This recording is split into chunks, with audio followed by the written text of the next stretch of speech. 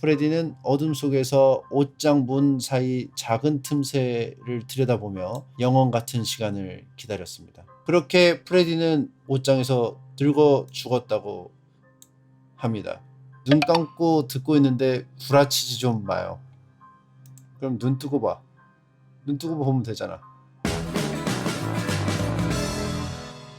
자, 오늘 괴담은 짧게 잔잔바리로 가도록 하겠습니다. 저희가 좀 몇 개 무서운 걸로 좀 골라봤어요. 거짓말쟁이. 다시 하겠습니다. 제가 원하는 느낌이 아니에요. 제목 거짓말쟁이. 우리 반에는 A라는 거짓말쟁이가 있었다. 담임은 거짓말을 하면 뺨을 꼬집는 벌칙을 줬지만 그것을 즐기는 듯 A는 거짓말을 계속했다.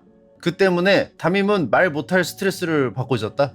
며칠 후 A가 갑자기 사라졌다. 경찰 주민이 협력하여 수색에 나섰지만 결국 A는 찾을 수 없었다. 선생님과 학생들은 A의 부모를 격려하러 집에 찾아갔지만 초췌한 부모의 모습을 보고 할 말을 잃고 말았다. 그러던 A의 친구 B가 OX 공원에서 A를 봤어! 라고 말했다. 그럴듯한 거짓말이었다. 순간 주위의 공기가 얼어붙는 듯 했지만 그래? 그럼 내일 가볼게. A의 부모님은 거짓말이라는 걸 알면서도 웃는 얼굴로 들어줬다. 그것을 본 주위 아이들도 뒤따르듯 C. 근처 슈퍼에서 봤어. D. 나는 역에서 봤다. A가 날 비웃었었어. E. 학교 화장실에서 똥 싸고 있던데. F. 변두리의 폐허 건물 2층 거기서 창문에서 손을 흔들고 있었어. G. 학교 급식실에서 군것질을 하고 있었습니다. 아이들의 착한 거짓말에 A의 부모는 자기들도 모르게 눈물을 흘렸다. 돌아가다가 담임이 고맙구나. 이렇게 친절한 제자를 가진 선생님은 기쁘단다. 그렇게 말하니 학생들은 쑥스러운 듯 기뻐했다. 하지만 역시 거짓말은 안 되는 거야. 그렇게 말하며 담임은 아이들의 뺨을 한 명씩 꼬집기 시작했다. 진짜로 꼬집는 거야 선생님? 그래 이걸로 끝. 아 선생님 저는 담임을 억울한 표정으로 바라보는 F. 그래도 손을 흔들 리가 없잖아. 담임이 미안한 표정으로 말했다. 그러니까 죽은 걸 알고 있는 거죠 담임이. 왜냐하면 죽었으니까 웃고 있다거나 똥을 싸고 있다거나 이런 정지된 모먼트들은 그렇게 봤을 수도 있겠다고 하지만 손을 흔들고 있다는 무조건 잘못 본 거다 뭐 이렇게 말한 것 같은데. 똥 넣는 게 왜 정지야? 똥 싸다가 죽었을 수도 있잖아요. 똥 싸다가. 자 댓글 보도록 하겠습니다. 죽였구나. 변두리 폐허 건물에서 팔을 잘라 죽였군요. 저 F는 살려달라는 A를 본 거고 F가 말한 폐허 건물 2층에 있다는 부분은 맞지만 나머지 공원, 슈퍼, 역, 화장실, 급식실에 갈 수가 없고 볼 수 없고 비웃을 수 없고 똥을 넣을 수 없고 손을 흔들 수 없고 군것질을 할 수 없다면 아마도 죽어 있겠죠.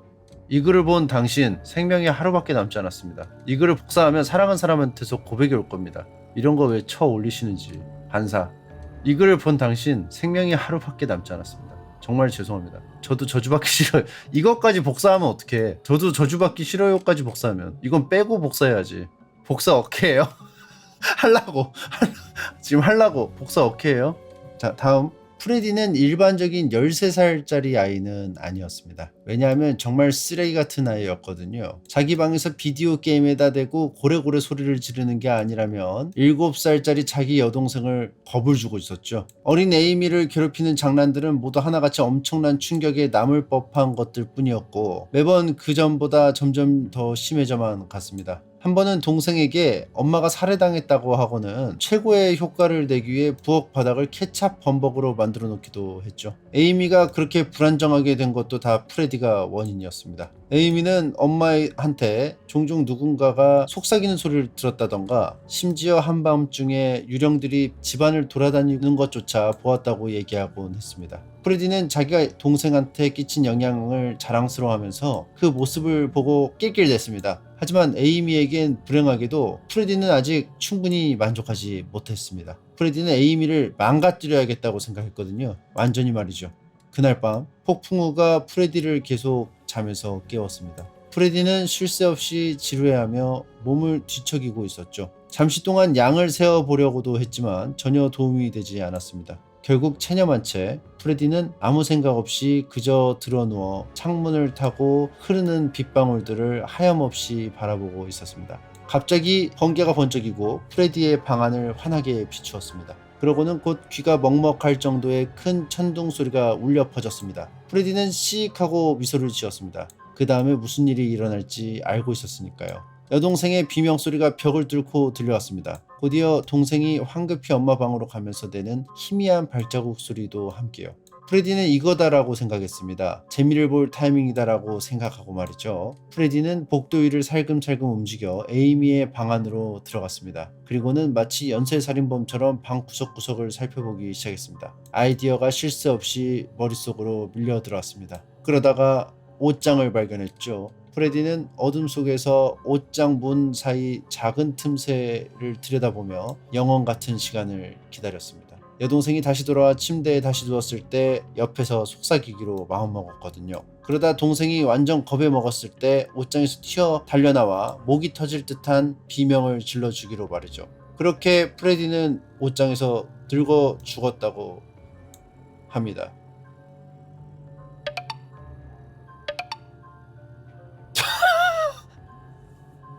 한없는 기다림에 희망을 잃고 옷장에서 나와 방으로 돌아가려던 찰나, 발자국 소리가 방으로 향하는 소리가 들려왔습니다. 엄마는 방문을 열고 에이미는 천천히 방 안으로 들어왔습니다. 동생은 한 손 엄지를 빤 채로 자기가 가장 좋아하는 담요를 바닥에 끌면서 들어오고 있었습니다. 에이미가 침대 위로 기어 들어갔을 땐 프레디는 즐거움에 미소를 감출 수가 없었습니다. 프레디는 숨을 죽이곤 엄마가 에이미에게 이불을 덮어주면서 이마에 키스를 한 뒤 좋은 밤 되렴 라고 말하는 걸 들었습니다. 지금이야. 프레디는 흥분에 몸을 떨며 생각했습니다. 에이미를 망가뜨릴 시간이라고. 에이미. 프레디는 속삭였습니다. 에이미는 반응하지 않았습니다. 프레디는 계속 이어나갔습니다. 여전히 에이미는 아무런 반응이 없었습니다. 나 옷장에 있어, 에이미. 나랑 같이 놀자. 프레디는 아주 음산하게 속삭였습니다. 오늘 밤은 안 돼, 루시. 에이미는 태연하게 대답했습니다. 프레디는 혼란스러움에 얼굴을 찡그렸습니다. 아니야, 분명 잠꼬대하는 거겠지? 일어나, 에이미! 프레디의 뒤편에서 손이 뻗어나왔습니다. 그것은 프레디를 다시 어둠 속으로 끌어당기곤 얼음장 같은 손으로 그의 입을 꽉 틀어 막았습니다. 오늘 밤은 안 된다고 하잖아! 눈 감고 듣고 있는데 구라치지 좀 마요. 그럼 눈 뜨고 봐. 눈 뜨고 보면 되잖아. 자, 이해해 보겠습니다. 에이미는 그냥 사실을 말한 거야. 정신이 불안정해진 게 아니고 루시랑 애들을 본 거죠. 근데 얘는 지 때문에 이렇게 된 건 줄 알고 좋아했어. 근데 아니었어. 그냥 에이미가 영 능력자였어. 그리고 에이미는 이미 적응됐어. 이런 거에. 오늘 밤은 안 돼, 루시. 막 이렇게. 그러니까 이제 루시가 오늘 밤은 안 된다고 했잖아. 루시 그래도 착하네. 오늘은 안 된다고 하니까 얌전히 있고 겸사겸사 망할 오빠 참교육도 해주고. 나도 루시가 있었으면 좋겠다. 이 글을 본 당신 생명이 하루밖에 남지 않았습니다. 여기도 왔네? 루시 좀 잘 훈련받은 강아지 같네요. 에이미가 얌전히 있으래서 정말 얌전히 있었고 끝까지 얌전히 있을랬는데 프레디가 에이미 귀찮게 하니까 살며시 입만 막음. 루시가 프레디보다 착한 듯. 그치? 프레디가 제일 악마 같잖아. 벌레 같은, 이입했어요. 벌레 같은 꼬맹이가 벌레처럼 죽어가네. 다음 괴담 가도록 하겠습니다. 따돌림 받던 10대 살인마의 소굴에서 살아남아 역사상 가장 많은 사람을 살해했던 연쇄살인마의 소굴에서 뜻밖의 영웅이 나타났습니다. 이 10대는 자기 자신과 자신을 괴롭히던 그부까지 같이 구해냈습니다. 오늘 밤 낸시 존스는 수백 명을 살인한 연쇄살인마 데이빗 그레이스의 지하 감옥에서의 악몽과도 같았던 한 달간에 대해서 이야기했습니다. 졸업생 전 학급이 탄 버스가 그레이스에 의해 통째로 납치당한 이후 존슨 양은 감옥에 갇혀 매일매일 자신의 학우들이 몇 시간 동안 고문당한 뒤 망치로 살해되는 장면을 봐야만 했습니다. 경찰이 들이닥쳤을 땐 27구의 시체들이 이미 훼손된 채 점차 다르게 부패되어 있었고 존슨 양은 이미 그레이스를 제압해 죽인 뒤 불을 지름으로써 뉴스를 장악하던 4년간의 범행도 마침내 끝을 맺게 되었습니다. 경찰에 따르면 10대들을 고문했던 방법들은 평소에 그레이스와 달리 매우 잔인했다고 설명했습니다. 유일한 생존자인 로라 랜스는 데이빗 그레이스가 뇌엽 전리술을 시도하던 도중 존슨 양에게 의해 제압당해 갑자기 중단되어 버리면서 현재 긴장증과 더불어 뇌손상을 입은 상태입니다. 진짜 별거 없었어요. 그저 믿음을 가지고 기회가 있었을 때 달려든 것뿐이에요. 앞으로 다른 사람들도 나처럼 행동할 수 있도록 격려해 줄 수 있었으면 좋겠어요. 어떤 상황이 닥쳐오든 절대로 포기하지 말라고요. 그들은 현재 어디에 있을까요? 끔찍한 연쇄살인마의 고난에서 살아남고 10년 후 낸시 존슨은 의대를 졸업했습니다. 낸시 존슨 박사는 현재 전쟁으로 황폐해진 아프리카 지역을 돌보며 어렵고 아픈 사람들을 돕고 있습니다. 간신히 데이빗 그레이스의 소굴에서 살아남은 로라 랜스 씨는 25년간 긴장증 상태에 빠져있다 결국 사망했습니다. 낸시 존슨이 그레이스를 제압해서 죽이고 불지르고요. 그때 로라 랜스라는 사람도 뇌엽 전리술을 받고 있었어. 그래서 뇌손상이 있었어. 그죠? 그때 달라들어서 그레이스를 제압했던 낸시 존슨은 아픈 사람들을 돕고 있고요. 겨우 이제 뇌손상을 당한 채로 살아남았던 로라 랜스는 긴장증 상태에 빠져있다가 사망했다는 거. 표제 아님 25년 만에 처음으로 그녀가 마지막 숨을 내뱉으며 한 문장을 속삭였지만 그때 그곳엔 아무도 없었습니다. 걘 첫날에 그 남자를 죽였어.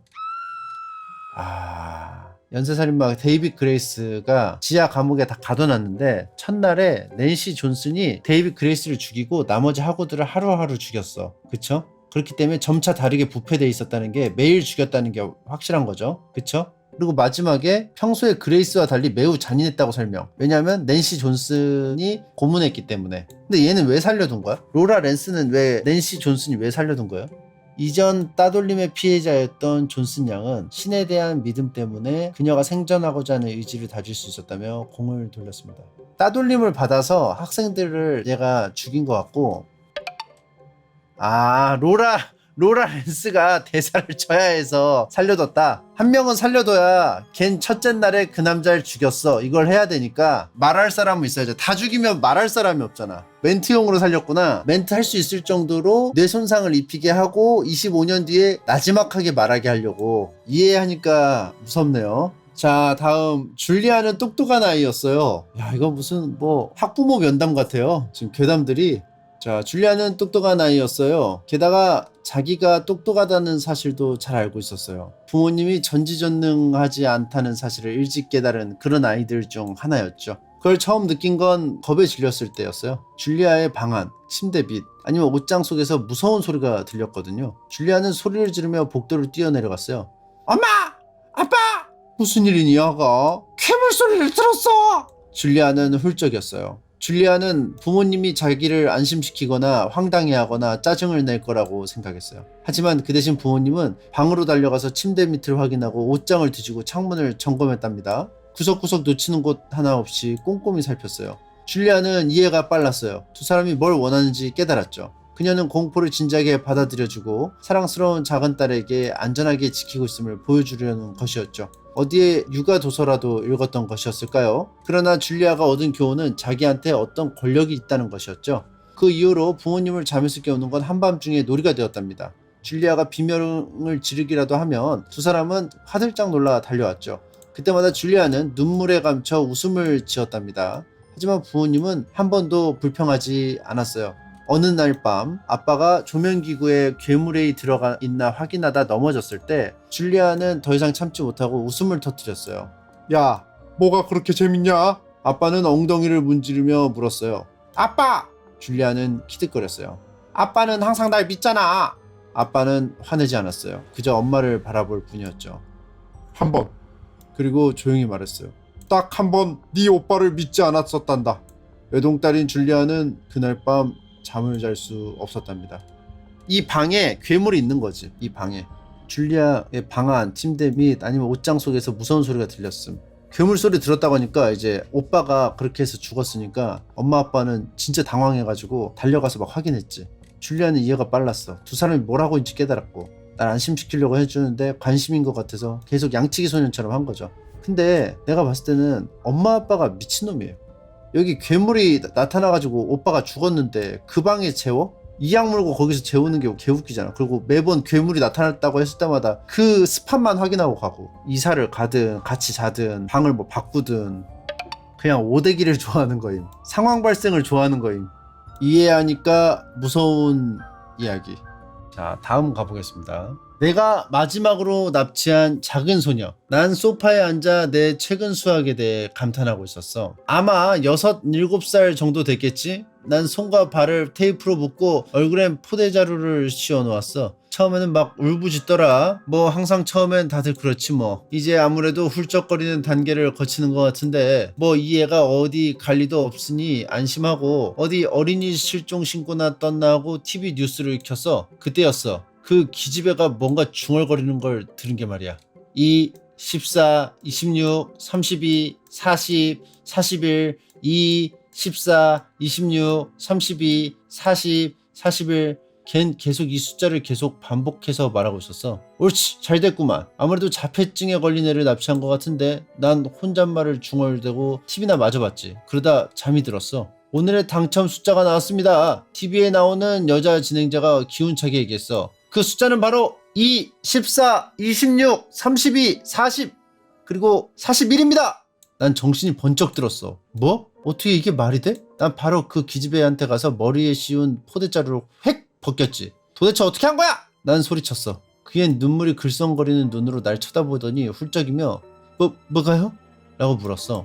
복권 번호 말이야? 어떻게 복권 번호가 뽑히기도 전에 알았냐고? 멍청한 기집애는 복권이 뭔지도 모르는 것 같았어. 그냥 단지 일주일에 한 번 머릿속에서 이러한 숫자들을 본다고 얘기하더라고. 그래서 난 안대를 벗기고 마치 여왕처럼 대해줬지. 난 그 애랑 같이 앉았어. 피자도 먹이고 아이스크림도 줬지. 뭐 날 확실히 좋아하게 된 것 같진 않지만 적어도 울음은 그쳤어. 난 그 애가 하고 싶은 걸 다 하게 냅두면서 끈기 있게 펜과 종이를 들고 번호를 적을 준비를 하고 있었어. 이 번호가 내 삶을 바꿔줄 테니까 말이야. 번호를 줄 수 있겠나요, 공주님? 난 아주 상냥하게 말했어. 내가 말이야, 해피밀 100개라도 사줄게. 그리고 아마 널 계속 살려둘 수도 있고 말이야. 라고 속으로 생각했지. 그리고 마침내 그 애가 몇 가지 숫자를 입 밖으로 내뱉었어. 4, 14, 4, 14, 4, 14. 죽는 날 아니야? 뭐야? 달랑 숫자 2개뿐이잖아. 내가 말했어. 다른 숫자 4개는 그 기집애는 계속 4, 14, 4, 14, 4. 너 죽는다. 10세야. 4, 14, 4, 10세만 중얼거렸어. 스발 젠장. 마침내 황금알을 낳는 거위를 찾나 했더니 이젠 맛이 가버린 거냐? 난 다른 숫자가 필요하다고 이 새끼야! 난 소리를 질렀어. 내 분노는 그 순간 뉴스 방송에 의해 가로막혔어. 정규 프로그램을 잠시 중단하고 실종 소식을 알려드리겠습니다. 뉴스 진행자는 말을 이어갔어. 사진에 이 실종된 아이는 캐시디 터너 양으로 7살입니다. 그녀는 오크데일 부속 매장에서 마지막으로 발견되었으며 난 모든 걸 내려놓고 비디오 레코드를 틀었어. 난 이 실종 신고를 녹화하는 게 제일 좋아. 이 실종 신고들은 다들 트로피들이라고. 그치만 펜은 떨어뜨리면 안 됐었어. 내 목을 꿰뚫기에 5파운드는 충분한 힘이었어. 그리고 캐시디 이 꼬맹이 새끼는 꽤나 정확했지. 난 피가 뿜어져 나오는 내 목을 꽉 움켜쥐었어. 피는 내 손을 뒤덮더니 곧 온몸은 붉은색으로 물들었어. 욕을 하려고 했지만 내가 낼 수 있는 건 애처롭게 핏방울만 부글거리는 소리뿐이었어. 정신을 잃기 전 내가 마지막으로 봤던 건 내 비디오 레코드에 적힌 시간이었어. 4시 14분. 그래서 로또 번호는 어케야? 예지력이 있다는 거지. 제가 캐시디가 예지력이 있어요. 이 10세야 너 죽을 거야 라는 걸 4시 14분하고 또 맞춘 거죠. 캐시디 터너양 화이팅! 엄마 나 방송 탔어. 끼야호 침착맨 알라뷰 뿅뿅. 꺼져. 4 14 4 14.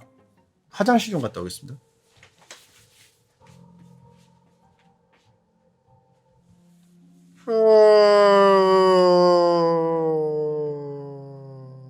알려드리려고 전화했어요. 여보세요? 안녕하세요. 카렌 메이틀랜드 씨 맞나요? 말씀하세요.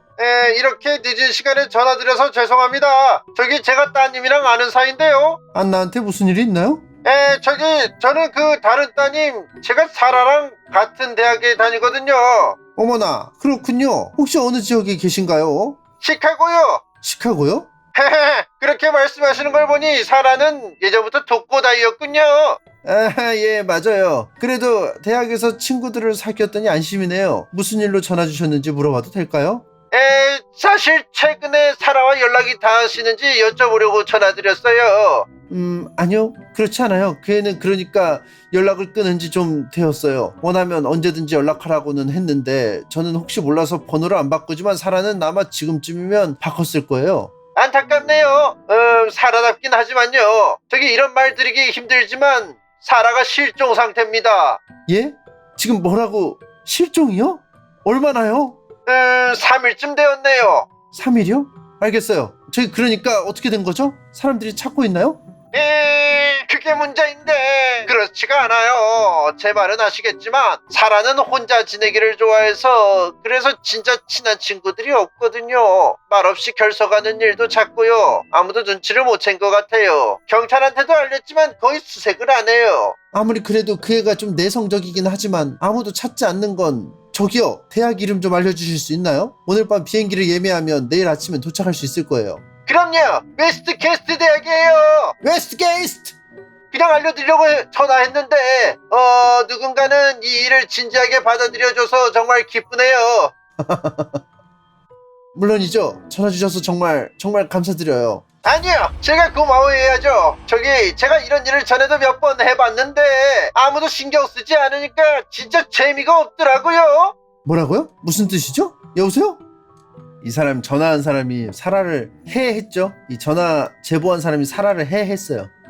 다음 괴담입니다. 스테어스 1984년의 일입니다. 한 나이든 과부가 2층 집에서 홀로 살고 있었습니다. 그녀는 혼자서는 움직일 수 없었기에 휠체어에 전적으로 의지한 채 살아야 했습니다. 남편의 기묘한 죽음 이후로 그녀가 자신의 하루 일과를 이어나가기 위해서는 간병인의 보조가 꼭 필요했습니다. 더욱이 그녀 상황을 어렵게 만든 건 1층과 2층 사이를 잇는 유일한 통로가 오래된 계단 하나뿐이라는 사실이었습니다. 그렇기에 그녀가 층 위아래를 오가야 할 때는 간병인이 마치 아기처럼 가녀린 그녀의 몸을 껴안고서는 계단을 오르내려야 했습니다. 어느 날 경찰은 그 과부에게서 전화를 받았습니다. 바로 살인사건이 일어났다는 연락이었습니다. 그 시점에 경찰들의 인력은 많이 부족한 상황이었고 살인마는 이미 현장에서 달아난 상태였기 때문에 수사관 한 명만이 범죄 현장 초기 보고를 위해 보내졌습니다. 그는 성대가 찢겨진 채 피 웅덩이 속에서 널브러져 있는 간병인의 시체를 1층에서 발견했습니다.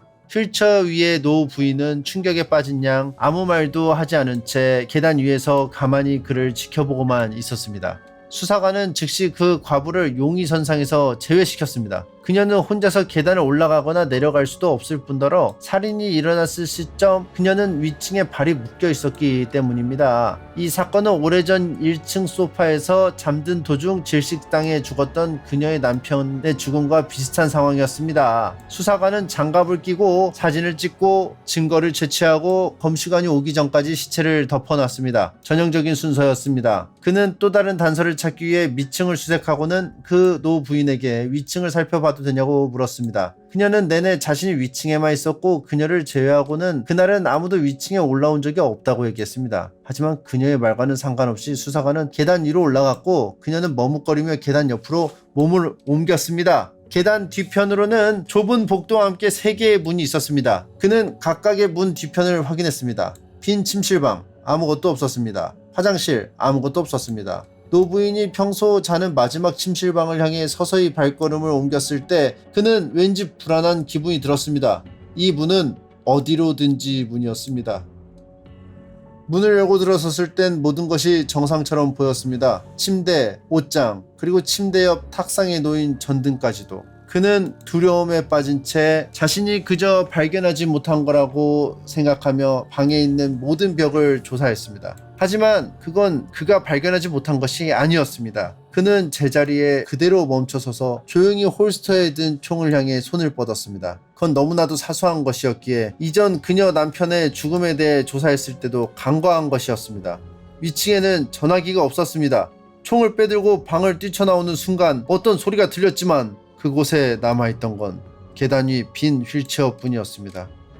근데 이 과부는 왜 자기 팔자를 왜 자기가 꽈요? 남편이 죽고 나서 자기 케어해줘야 돼서 다른 사람이 또 와야 되고 왜 자꾸 보살펴주는 사람을 죽여 자꾸? 괴담은 만들어줘야 되니까. 이유, 괴담은 만들어줘야만 하니까. 괴담을 위해서. 헐, 부인 머리 좀 쓰시네. 귀신이나 괴물이 나오는 이야기도 아닌데 쪼이는 맛이 있네요. 벽에 뭐가 없었던 건지 고민되게 되네요. 뭐가 없었길래 눈치챈 거지? 전화선. 와, 그냥 2층에 전화기가 없고 범인이 노부인이었다는 것만 알았지. 수사관이 빈 침실방이나 화장실에 전화선이 있는지 없는지 찾아본 건 님 댓글로 지금 알았네요. 그래서 수사관이 두려움에 빠진 거고. 아, 잘 깨닫고 갑니다. 질문한 사람은 2019년 8월 26일 날 쓰셨는데 답변은 3일 뒤에 달렸고, 갑자기 깨달음을 얻은 사람은 그로부터 약 3달 뒤의 사람입니다. 갑자기 시를 썼어요. 이 비극에 대해서. 피에 대한 갈증을 참지 못해 날 돌보던 이들을 죽이고 돌봄이 필요한 척 또 다른 이들의 품에 안겨 목을 노리지. 이 슬픈 사연에 대해 시를 한 수 적어주셨습니다. 자, 오늘 괴담에는 여기까지 하도록 하겠습니다. 하나 더 원하십니까? 자꾸 침착맨 14라고 쓰지 마세요. 가작 이무희 지 맘대로 살지만 항상 대박이 나는 A가 있었다. 어느 날 A와 함께 카지노에 간 B는 A가 홀짝마저 잘하는 것을 보고 생각했다. 내가 아주 큰 상을 받으면 이 질투가 해소될 거야. 분명 그럴 거야.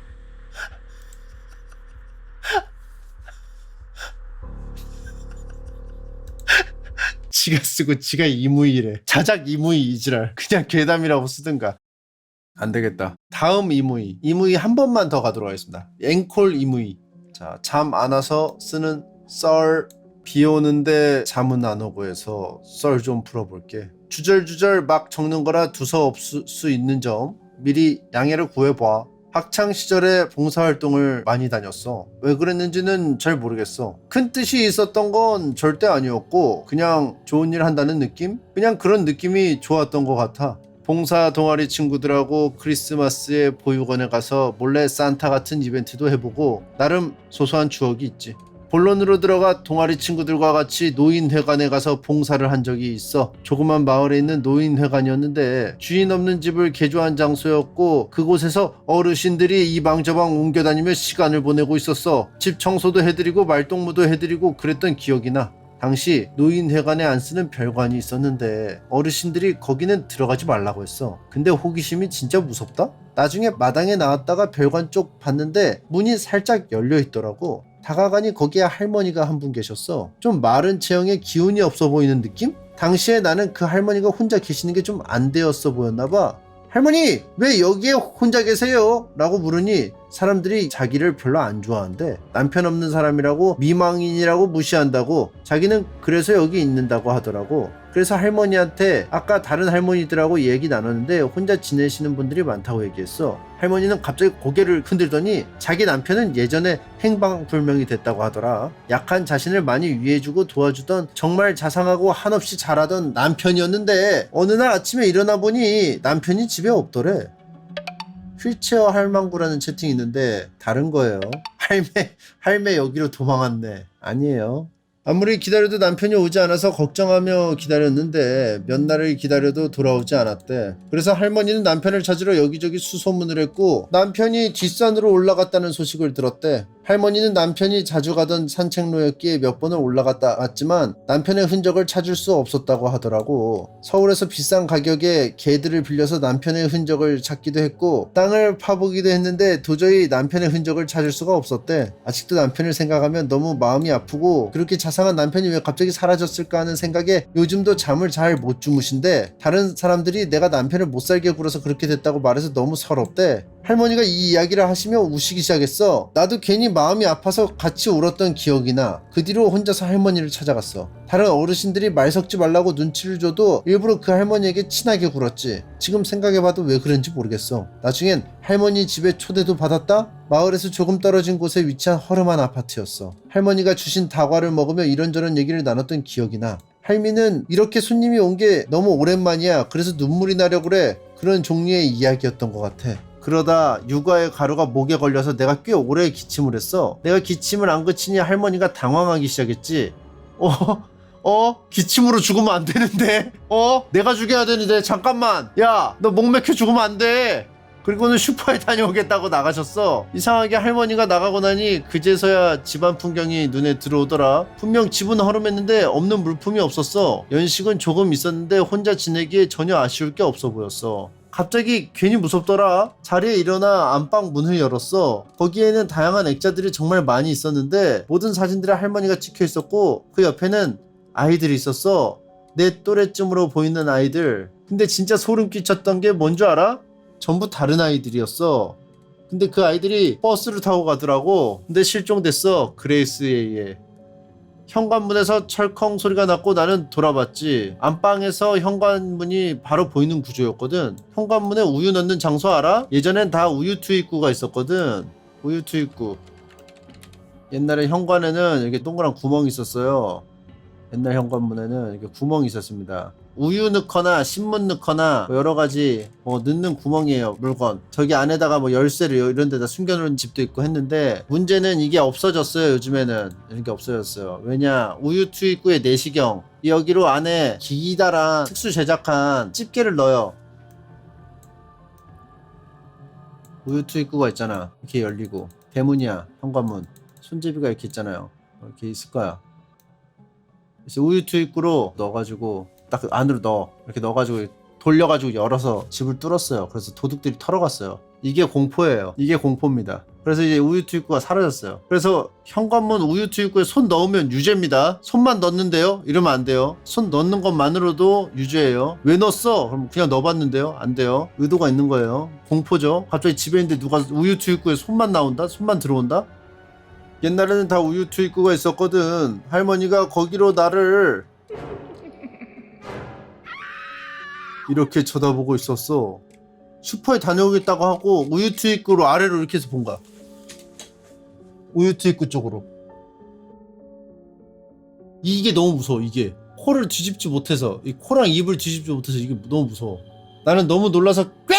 하고 비명을 질렀고 패닉에 빠졌지. 이상하다? 빨리 여기를 벗어나야겠다? 도망가야 한다는 생각으로 가득 찼어. 앞뒤 생각하지 않고 그대로 베란다로 나가서 그대로 창문 밖으로 뛰어내렸지. 발을 절면서 뒤도 안 쳐다보고 도망갔던 기억이 나. 그 뒤로 심한 불면증이 생겼어. 봉사활동도 더 이상 나가지 않게 되었고 요즘도 가끔 생각해.